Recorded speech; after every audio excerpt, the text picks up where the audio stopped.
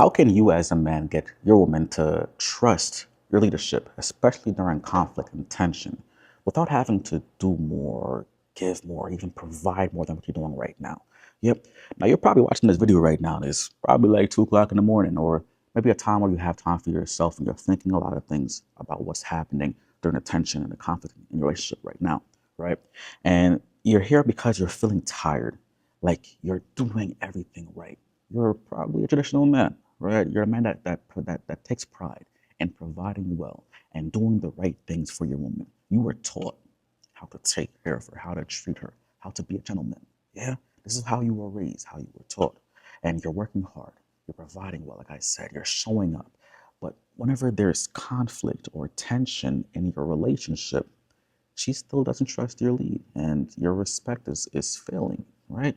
Because you are not understanding how the obvious of you providing well is not equating to the respect, the appreciation that you deserve, right? And this is causing a lot of issues right now in your relationship. The cause right now, it feels as though like you're invisible. That's how you feel right now, right? You feel invisible. You feel unappreciated. You feel like nothing you do is enough. All right. Well, stay tuned because this video is for men like you, men who are providers, who provide well, and you're in a marriage or committed relationship, and you want to be trusted and respected at home, not just at work. Okay. Now, who am I? My name is Coach Raf, and this is probably like your first time, your second time, maybe even like your 20th time watching me. But I'm a relationship coach for men like yourself. And I help men who provide well financially become that go-to man for their woman emotionally, especially during conflict. And in this video right now, I'm going to break down for you the three biggest mistakes that you're making right now, why you're actually doing them, and what it's costing you, and most importantly, how to actually solve them properly. Now, if you want to work with me directly, I promise you I'll have an opportunity for you to go through that at the end of this video. But for now, let's focus on what's going on now, the problems that we have, how we can solve them. And from there, we'll talk about that later on. All right, let's dive in. So, key point number one, this is your biggest mistake that I see, and it's the first one. Right now, you're at a place where you are over explaining yourself when she questions your decisions. You're over explaining yourself when she is questioning your decisions. All right. Now, this is a big mistake. Why? Because you make decisions, all right? Your plans, monies, boundaries, needs, whatever you're saying that you need, right? And then she goes and questions it. And what happens next? That you immediately start to defend yourself. You explain yourself. You justify the point. And this is what's killing a lot of your respect, even when you're doing all the right things in your relationship, like providing well and being there for her and supporting her. When you do this during conflict, this is probably by far, I would say for me, number 10 out of 10. Like this is the most important one that I have to stop doing, right? Because when you do this, you're not making her feel safe in your presence in that moment. You want her approval of whatever you're saying, and you believe that more words equals more trust. But in actuality, more words equals more chaos, more confusion. It takes a longer time for her to process what you're saying, right? So if you talk more, it is delaying the process of her to be able to come back to you and actually give you what you want, which is the respect, right? Which is her to listen, which is her to understand where you're coming from, right? And the reason why this is happening now and why you're feeling this drain, and most importantly, what it's costing you, is that she sees you as uncertain. It looks as though, even if you're not trying to do this, it looks as though you're not certain in what you have to say, right? And it loses the respect that you're looking for, and she feels less safe following you and following your lead. So what do you as a man need to do right now? The most important thing you have to understand is that you have to state your decision clearly once. Say what you have to say. And what I notice from you right now is that typically you jump into this and try to fix things right away. A lot of times right now, you probably don't even know what your actual decision is. So before you even try to come and explain to her what it is, I want you to stop, to pause, and be okay with saying, you know what, now is not the right time. Let's come back to this tomorrow. Let's come back to this tonight. And you give yourself the time to be able to process what exactly is the issue that you have going on. So you could come to her with less words and more direct of what is going on, what you need, and say with your chest once, right? Here, stop defending, stop over explaining, and get clear within yourself first. What exactly do you need? What exactly do you want? When you're not clear within yourself, it comes out as rambling and over explaining. And that's why she's not following you. And this is why she questions you. All right. So, simple solution. For me personally, I say things like this. Look, mama, I've made my decision. Okay. And I'm confident in it. And if you want to talk about this more later on, I'm here. But right now, I'm not going to sit here and defend this back and forth. Keep it simple. Keep it to the point. Hold your frame. All right. Number two, I want you to stop apologizing just to keep the peace. Stop apologizing to her just because you want to have that temporary peace in that moment, right? Because what's happening is that you're saying sorry when you did actually when you did nothing wrong. There was nothing wrong that you said, nothing wrong that you did, but you're apologizing just to end the argument and to get back that peace, or that, in my words, that temporary peace. But why do you do it as a man? You do this because you can't honestly handle the tension.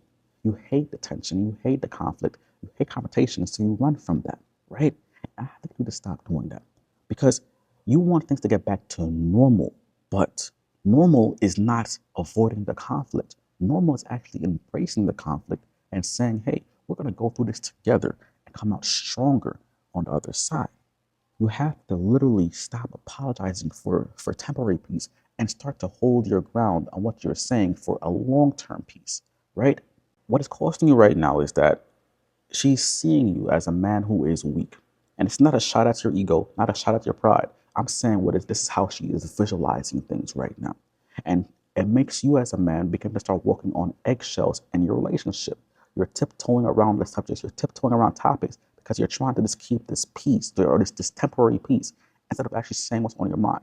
And this is why it builds up this now resentment in yourself, where you don't feel happy, you don't feel content, you don't feel that calm in your relationship, and it's why you're reacting so much to her. Yeah. So what do you have to do right now? Your job is simple. Only apologize when you're actually wrong about something. When you know for a fact you have crossed a boundary that you know you shouldn't have crossed. Yeah. Don't apologize just to get back peace. Apologize if you did something wrong, and make it very clear that if you are apologizing, you're apologizing for that very thing. Don't try to make an apology for the whole entire issue. If it's something that you know for a fact you wanted her to understand, don't just say I'm sorry. Only apologize if you overstepped a boundary that you know you should not have stepped over. Okay? Hold your boundary for yourself, and make sure you're holding your frame. It's that simple, man. Okay? Now the last mistake that you're making right now is number three. And this is chasing her when she shuts down with you. All right? This is crucial, and this is one that's it's robbing you of a lot of respect in your relationship right now. Right? So the mistake is when she gets quiet and she pulls away, you tend to chase. You ask a million questions, right? And you're trying to fix her mood. And you're doing this because in your mind you see this as you caring. This is the belief you have in your mind, and it's holding you back from so much respect, so much love, so much peace in your relationship because you keep on believing that it's because you care and you want to solve the problem right there and then. You want to get things back to normal, get things back to calm, get things back to peace, right? And when she's not okay, when she's not here, when she pulls away, when she goes quiet, it rattles your brain to speed up faster. And you're now thinking that it's because you care and you want her to be okay. But in actuality, because you're moving so fast in your mind, all she's feeling is a pressure to get back to whatever mood you want her to get back to, or fix whatever you want her to fix. When in actuality, it's making her go away further, right? Pull away further from you.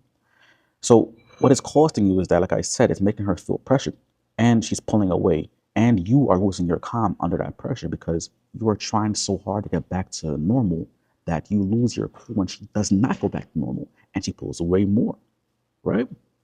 And this is the cycle that you're going through right now, and it's killing your respect, right? So what you have to do is very simple. I want you to be able to feel comfortable in giving her space.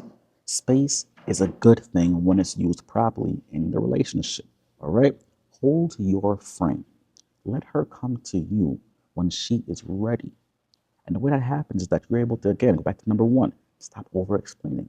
Say what you have to say, and then allow her the time to process. And I promise you, she will come back to you because you have made the processing time shorter, and you allow her to have the space to listen to whatever you said. Are you seeing where we're going with this? So crucial, so impactful. Please do not mess this up. Okay? Now, again, these are the three main points you have right now, and you're saying to yourself, okay, I have to go work on this. I have to lock this in. I have to get this down packed. All right. Like I told you, if you're the man right now that's in a committed relationship in a marriage, and you're providing well financially, and you know for a fact that right now you're not doing these things right. You're not handling these matters properly, and you want to start to provide well emotionally, and you're saying to yourself, this is where I'm at right now. Well, I'm taking right now 5 men every single month, 5 men only every single month to help them understand how to do this properly in my program called the Man of Calm Authority. Okay. And if you're ready right now to say to yourself that, hey, I want to be that man, I want to be able to not only just provide well financially, I want to provide well emotionally too, as well in my relationship. And I want to step up in that area, well, then go to my link down below and book a call with me directly. And from there, I will talk about how I can help you personally and helping you go through this process in my program called the Man of Calm Authority. All right. Talk soon, man. That's calm.